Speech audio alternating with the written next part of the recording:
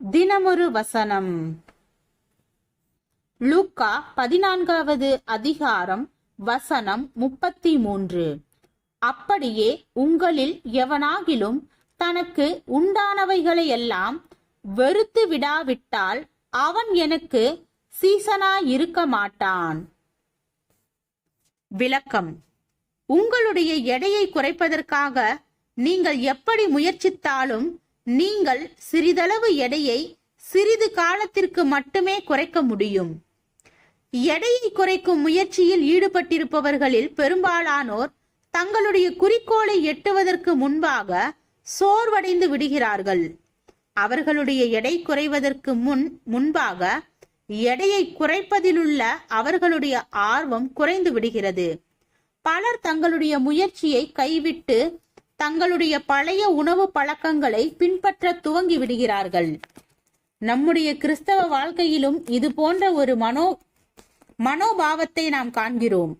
நாம் இயேசுவை பின்பற்ற துவங்கும் போது நமக்கு பாரமாக இருந்த பல பாவங்களை நாம் எளிதாக உதறிவிடுகிறோம். நாம் தீய பழக்கங்களிலிருந்து விடுபட்டதை குறித்து உற்சாகமாக சாட்சி கூறுகிறோம்.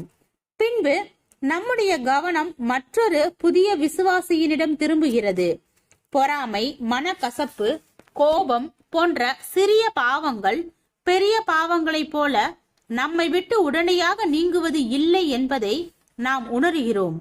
நம்மில் சிலர் கிறிஸ்துவுக்கு உள்ளான நம்முடைய ஒப்படைப்பை மறந்து நம்முடைய பழைய வாழ்க்கை முறைக்கு திரும்பும் அளவிற்கு மன சோர்வு அடைகிறோம்.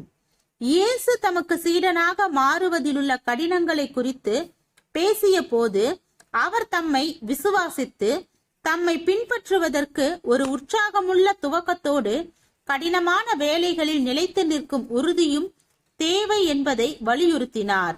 எனவே நாம் நம்முடைய எடையை குறைக்க விரும்பினாலும் அல்லது ஆவிக்குரிய ஆதாயத்தை பெற விரும்பினாலும் ஒரு முக்கியமான செய்தியை நினைவில் கொள்ள வேண்டும். துவக்கத்தை காட்டிலும் முடிவு மிகவும் முக்கியமானது.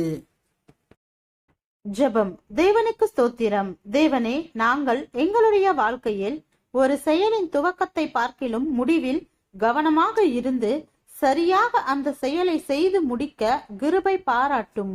ஆமேன்.